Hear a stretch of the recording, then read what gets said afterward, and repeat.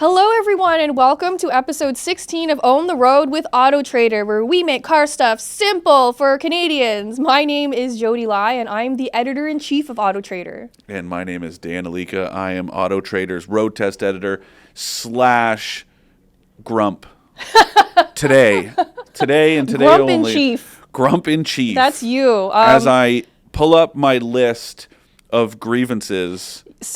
So today's episode is all about road safety rants. Because Dan and I drive so much for our jobs, we witness so much crap and bad behavior, bad habits on the road, and we always yell about it to each other on our morning calls and stuff like that.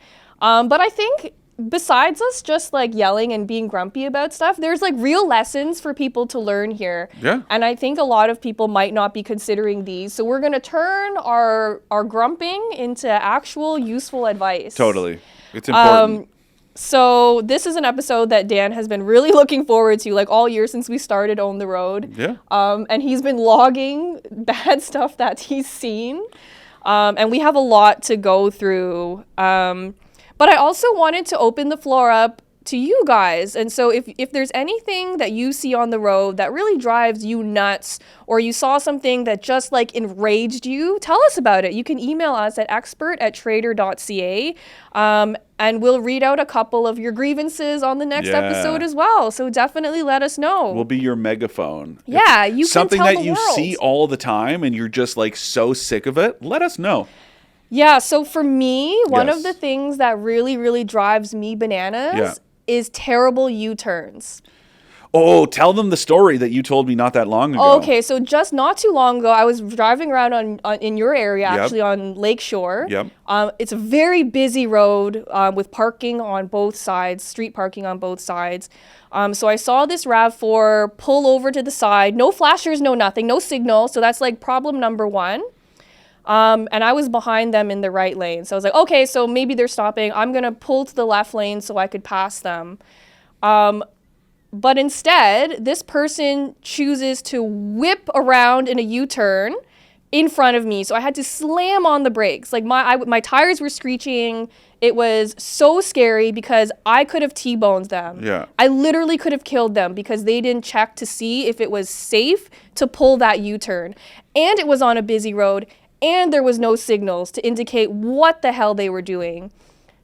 Guys, you know that she's heated because Jodi never swears, and these are considered Jodi swears. I know they're not for a lot of people, but she said hell and crap in the same rant. That's how you know I'm really fired up. She is fired up. But then so I honked at the person, and Yeah. I don't typically honk my horn unless it's like literally a matter of life and death, right? Because I just don't, I don't think the honk should be abused like that. Yes. And this person just drove away, not even realizing what had happened. It was like they did not even register what was wrong with what they did. Yeah, that's really the lack of like situational awareness that I see on the road every day. People, pulling stuff like that. And we can kind of build off that rant that you touched on. The lack of signal use. Like, this doesn't just apply to BMW drivers. Use your signals. It's a safety thing. I can't predict what you're going to do. I'm not a mind reader. I don't know that you want to change lanes or that you're slowing down to make a left or a right. It is so simple, and it's there for a reason.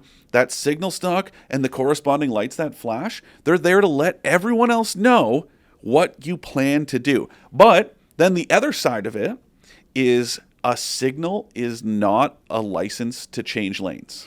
Without checking your blind spots first. You cannot just merge into another lane of traffic because you want to. You cannot expect and the one that drives me the craziest is when you're like driving along and somebody just immediately signals or doesn't signal and just starts merging, and then you look in your rearview mirror, and if they would have just waited that one car length, it's like wide open behind you. Yeah. But they feel the need to like just weasel their way in. Yep. And then they get upset. And I even had it this morning. Oh, no. I was on my way to work. I was coming in to record the podcast. I was just minding my business. Tesla Model 3 We're getting ready to turn left, and he's beside me, more than enough room behind me. Tries to merge in front of me while I'm already in a tight left turn lane. Like, yes, we're moving, but we're moving slowly because we're approaching this intersection where we're going to turn left. And he tried to merge in front of me and then got mad at me that there was... And what I don't understand is, what is the expectation? That I should stop what you're doing? What I'm doing to... It's the same reason why the zipper merge is so key. Yeah. If everybody just does it smoothly, then no one has to hit their brakes and you won't have that chain reaction. But everyone that tries to cut in early, they cause that person to hit their brakes, or they cut in and they hit their brakes and then the person behind them. It is just a mess. And the worst part about it all is, very rarely has there ever been a situation on the road where if you don't make this sudden turn or sudden merge, that it's like, oh, game over. Like, just go to the next. Take the next intersection. Like, it is crazy to me that people lose all sense of reality and just common courtesy. I just think it's so dangerous, this behavior. So, like, in a similar vein, if you miss that turn, you can take the next one. And so one of the other things that drives me nuts or just rip a highly illegal U-turn right in front of Jodi. And almost make me T-bone you. I was so mad. I was, like, seething. I was so angry. I was, like, shaking.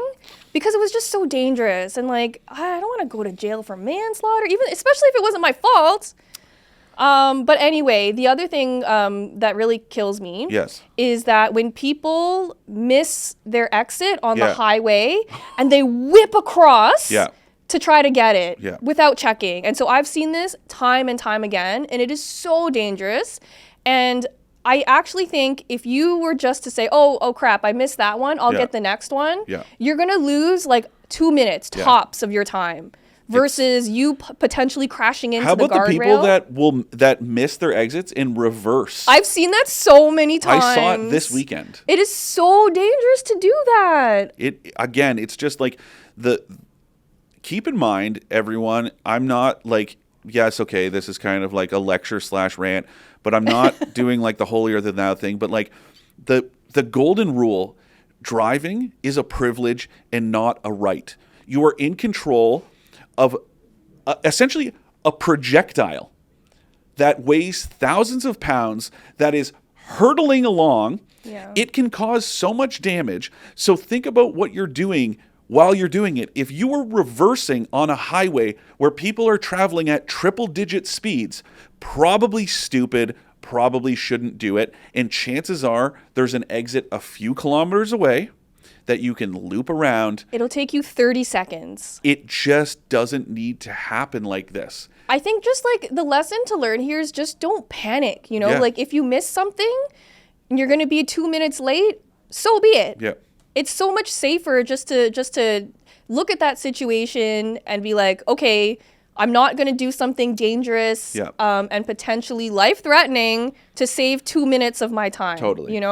So just use your logic in situations like that and don't panic because the outcome of that panic situation is much, much worse than you being late, But also while we're on the topic of merge lanes and stuff, when people use the merge lane to butt in line, and it's not a passing lane, it's a merge lane, guys.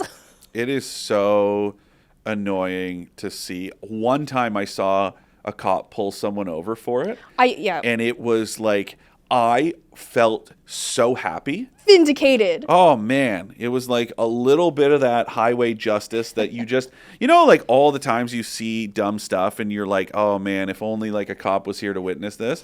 And I finally saw it happen. And it was so nice. Because once again, I understand the self-importance. I'm not saying that I feel that way, but I understand there are a lot of people are in out a rush. there We get it. that feel that they're more important. But you are getting, 8 car lengths max? Sometimes it's not even that much. I've seen people do that to literally get 1 car length ahead. I'm like, did you really save that much time? And you also made everyone else angry behind you. I always wish I had like a secret way to communicate, like, oh, don't let this person in. And sometimes I'll admit that if I see it happening and I'm the person in front, I will not let them in. I mean, I think a lot of people do that. And then they get angry about it. I'm like, why are you angry? You're the one who's breaking the rules. The other one, not all jurisdictions have this, but HOV lanes, high occupancy vehicle lanes, when people like cross that double. That's not a passing lane also.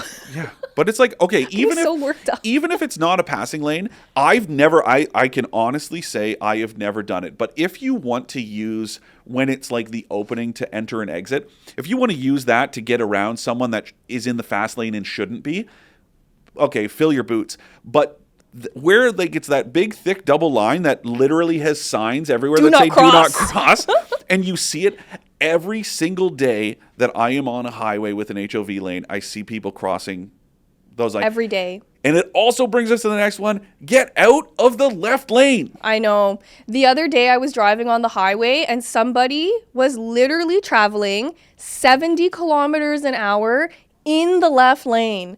And so I was driving normal highway speed. Let's call it 110. Yeah. I had to slam on the brakes because this person also did not have their lights on. Oh man. And it was at night. And hey, I also want to take this issue all the way up to Transport Canada if somebody's listening.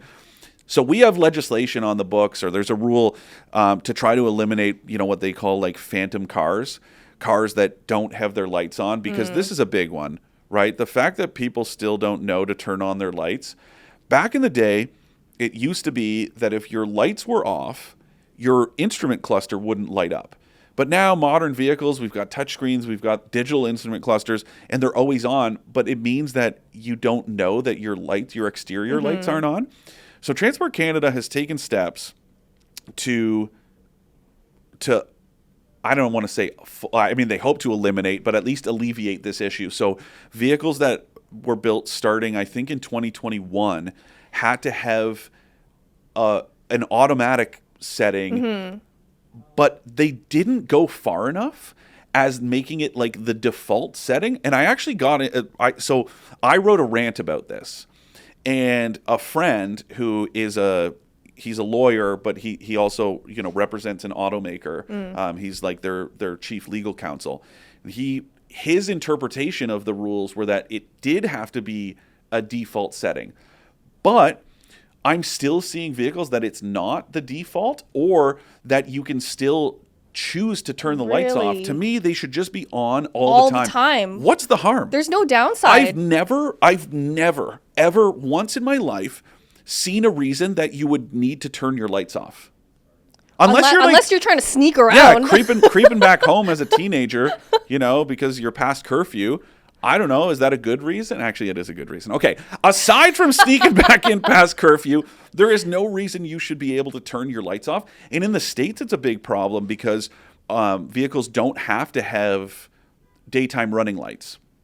Daytime running lights are, your headlights are on when the engine is on. But I'm talking about the rear brake lights. Yeah. Your rear, because how many times are you on the road? And we've all seen it. And you're like, man, that guy's driving and you can't see him at all. And it's so unsafe at night because pedestrians can't see you, but also other vehicles can't see you. And so in that situation where that person was driving 70 kilometers an hour in the left lane on a highway without lights on at night, crazy. You're just asking to be rear-ended, and Maybe that is so dangerous. I just can't believe how dangerous it is. That's a bad one. That one just drives me bananas. I'm sorry we're getting very heated about this. I told you this was going to be an angry episode because we're really grumpy about road safety stuff.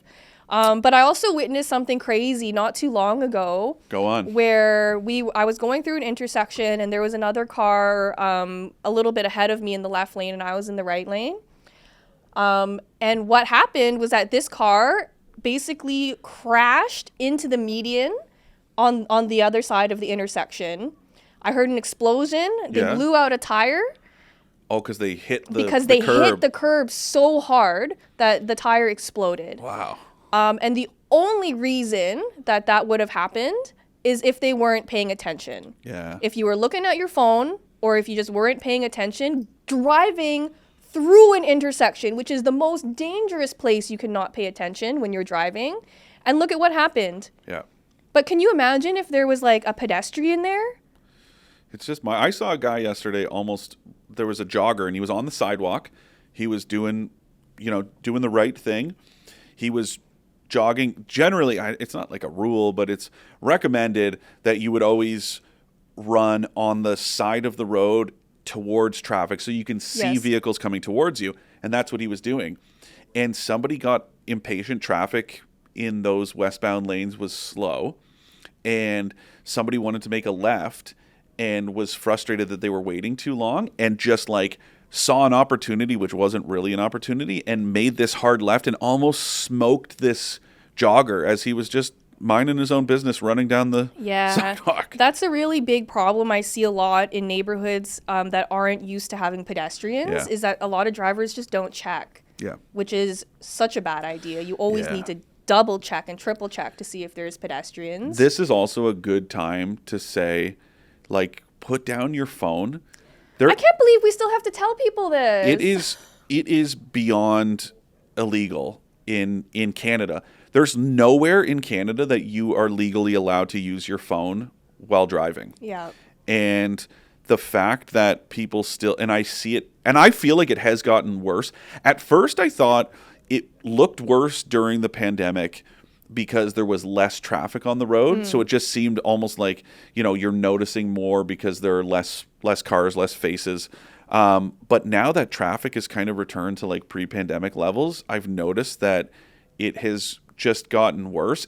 But then when I was in Tennessee a few weeks ago to drive the Volkswagen ID4, I think it's still legal there to use your phone, and it was mind-blowing. Like, that is such a dangerous... It's so dangerous. I had a friend, someone who I respect, someone who I'm not going to name names.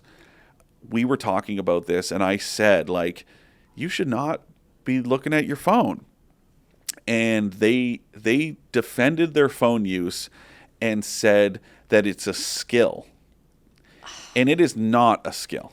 I think people underestimate how much focus driving actually requires. It requires your full attention. I just can't, I shake my head so much. I try not to interact with, an infotainment system while I'm in motion. Same thing, because it is distracting. But those are at least designed to mitigate distraction. They're designed just like, before we had touchscreens, it was just a bank of buttons for climate control and audio, and you would reach down and turn the volume knob. The same kind of applies. It's a simple tap of a screen to go from, let's say, your navigation to the radio. And that, to me, again, I still try not to do that, but it's not illegal to do. And B, it's a big screen. It's in your peripheral vision. A phone is small, and chances are you have to handle it. You have to hold it.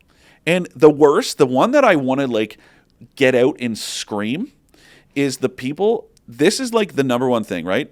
Phones, they say the only phones you can use behind the wheel, it's a hands-free device. People put it on speakerphone.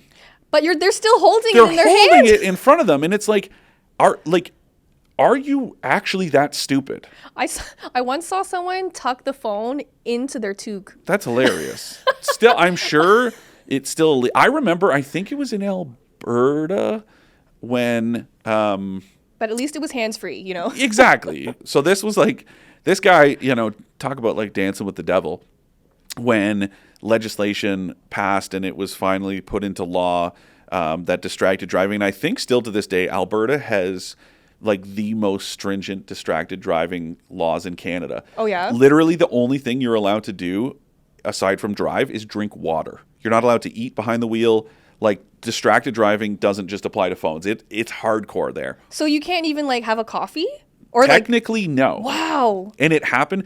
A friend of mine, when we worked out there, we all worked at a newspaper together, and he got pulled over for sipping a thermos of coffee. Even back then, it was so strict. This was when it happened. It was 2011 Wow. is when the legislation went into effect.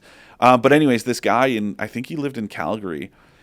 It's kind of hilarious. He baked a bunch of cookies and iced them that looked like cell phones. And then he drove around. This is real. He actually did this and drove around. And then when the cop he got pulled over multiple times, and then as it happened, he would bite the cookie. Oh my God. Yeah. So he was just trolling the cops. Yeah. That's a dangerous game to play. Part of me thinks that's hilarious, but it's a loophole, right? Yeah. Like the whole point is that you should have both of your hands on the steering wheel. Yeah. But it's I wouldn't have done it. That's to me that's not worth it. But so when I was there, distracted driving legislation, and it was like not inexpensive, but they actually had to increase the fines and the demerit points because so many people were just taking the stand of Didn't like, care. I can afford it, right? A lot of like, and it's not singling them out. This is real. Like a lot of the oil and gas workers that were making astonishing amounts a little of money. ticket is not gonna. They were like, what's 250 or $300? And then, so now I want to say, I could be wrong, but I want to say it's somewhere in the neighborhood of like $600 or $800. Like it's a very expensive.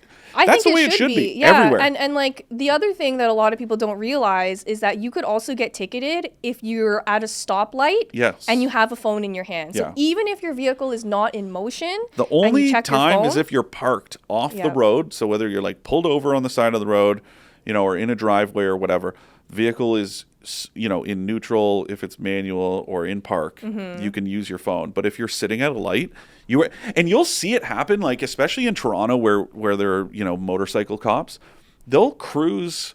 They won't lane split, but they'll cruise on like the shoulder, like the curb lane, and look in cars to see if people are on their phones. And I've watched people get pulled out of the queue at a traffic light to be, I don't know if they were issued a ticket or just warned about it, but to me, enforcement, I understand, it's like resources, that's what it always comes down to, but like enforcement for all of this stuff, I think some states I've been to, they're really strict about left lane banditing, and the cops will just like sweep the left lanes of cars that aren't passing. If they're just like camped out in the left lane, they'll come flying up behind them, lights and sirens flashing, get them to move over, and then turn their lights and sirens off. If we had more of that happening here in Canada, I think I said this to you before, like one summer or spring just before people are road tripping again, advertising blitz mixed with actual enforcement would kind of right the ship, and people would realize, just like you still see signs that say like, buckle up for safety. Like, why not do that? Just get out there, advertise it, tell people, put the phones down, and follow it up with a little enforcement action. I think we would see a drop in, cell phone, in all these bad behaviors. Yeah, and there's so many. We could go on for like literally days or like multiple episodes about all this stuff that we see. But the reason we get so riled up is because these are easy behaviors to fix. Yes. And they're so very dangerous. And so like, just don't be so selfish when you're out on the road, because it ruins everyone's day. Yeah. And I told you before, like it's doesn't even come close to what, first responders deal with. But when I lived out west and I was a reporter at a newspaper, and part of, the responsibilities that we had would be to go to like fatal collisions, and the stuff you see in the number of times that you would be there and the collision was caused by distracted driving or, bad behavior, aggressive driving, inattention, all of this stuff. It's like, guys, we take driving for granted. We really do. We take it as something, like I said earlier, we think of it as a right, but it's not, right? It's a privilege. It's something that you're doing it not just for your own safety, but for everyone else around you. And it can change so quickly. And that's the problem, is you can't take it back. There's no rewind button. Yeah. Once things have, crossed the line into, dangerous or have, caused some sort of harmful outcome, you can't take that back. And you're going to regret it for the rest of your life. So put the phone down, stop tailgating, turn your lights on, use your signals, don't do stupid U-turns in the middle of intersections. What else have we missed here? Don't stop in a live lane. Oh. We're going to wrap this up soon, but like the other thing that really gets me is that when people just stop in a live lane of traffic where you're not supposed to park, no signal, no flashers, no nothing. So basically people have to slam on the brakes and change direction at last minute. One that's very like it's similar to A lot that. of delivery people do that. I don't want to call them out, but there's like a ton of like mail trucks or like, Uber drivers or whatever who do that. And that just drives me bananas. One that's very like specific to my neighborhood, but is similar to what you're talking about. So the side street that I live on, there's when you're heading, I guess when you're heading eastbound, there's a left turn lane, a dedicated left turn lane to turn to the street. There's a Starbucks across the road. And every single day, people use the left turn lane to go onto my side street to turn into the Starbucks. And it's like, I understand that, you're trying to get out of people's way, but when I'm coming home and I'm using my left turn lane, I can't now use it because it's clogged with people trying to get into Starbucks. Right. And that to me, what I always want to say to people is like, think of this as a live lane of traffic. You would not switch into an oncoming lane to get out of the way of traffic behind you so you could make your left. So why are you doing it into a left turn lane for the opposite direction that you're going? Yeah. Or like, also, if there's a median lane that's specifically for turning, and you're in a live lane, that to me is so dangerous. Exactly. Just so much bad behavior. I always say I think we should have to requalify for our licenses every, 5 or 10 years. Yeah. And mandatory driver's training. We do horrible with this stuff in Canada.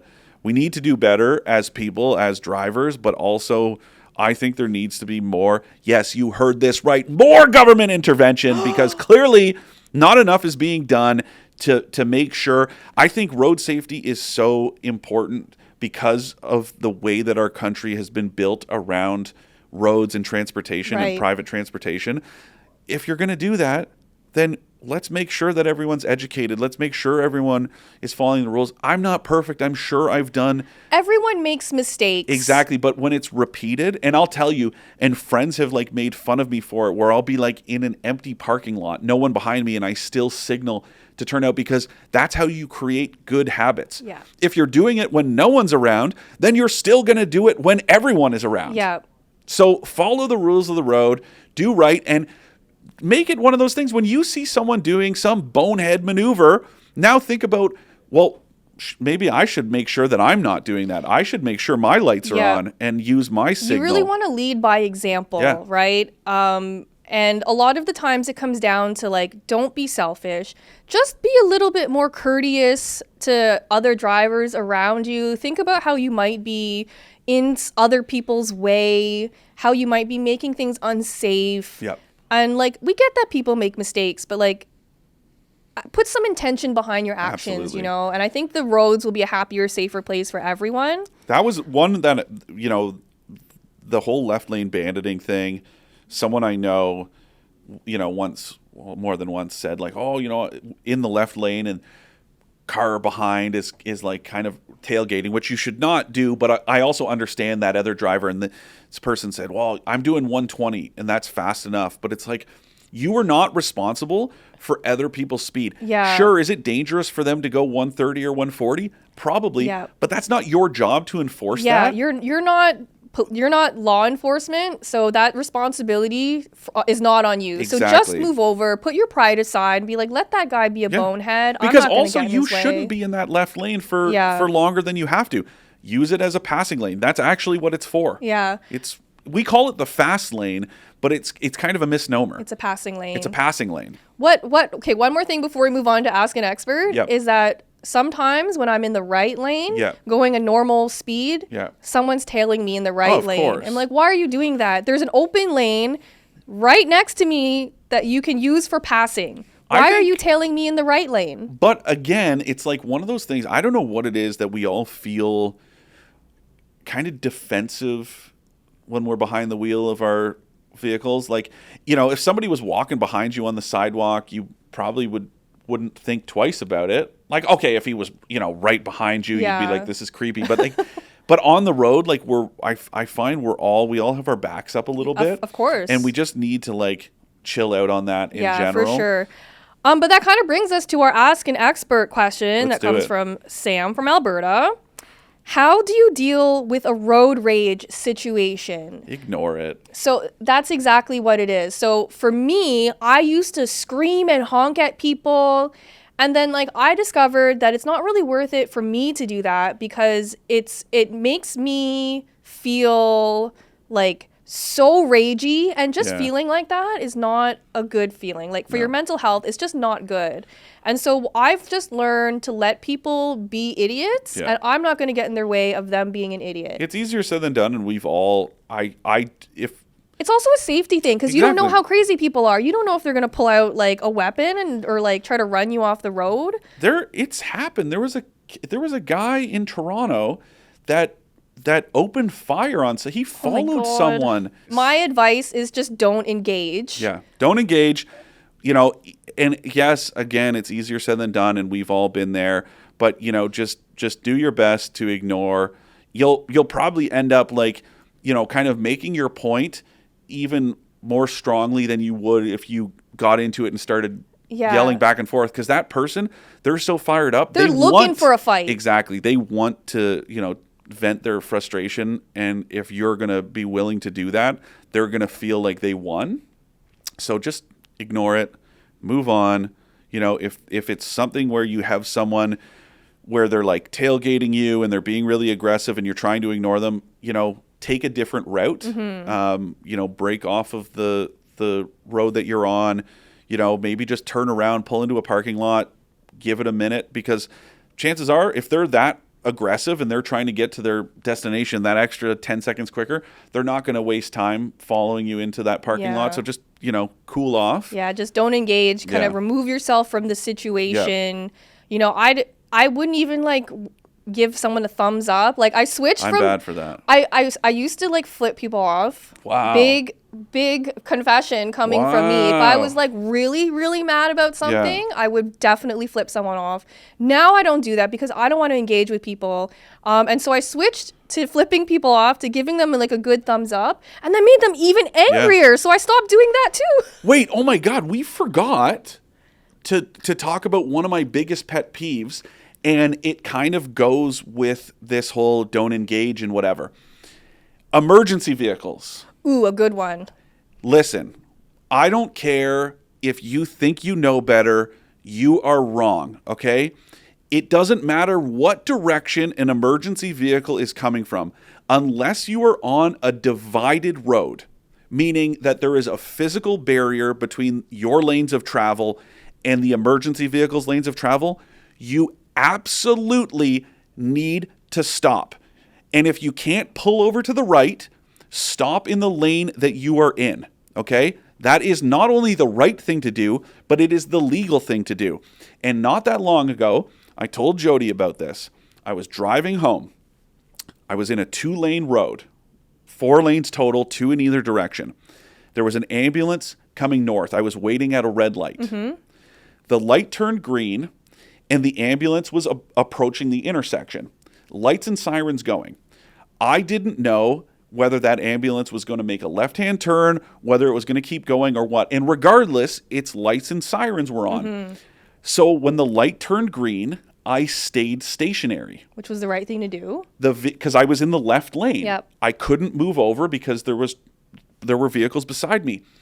This lady behind me absolutely lost it. Like, I'm talking that embarrassing and also aggravating where she honked, and I just kind of like looked in my rear view. This ambulance is approaching. She honked again, and I threw my hands up. And then she just like laid on her horn and just held her horn down. Did she not see the ambulance? And then once we started, ambulance passed us, started driving through the intersection, she's still holding down her horn. So I'm talking, we're going on 20 seconds.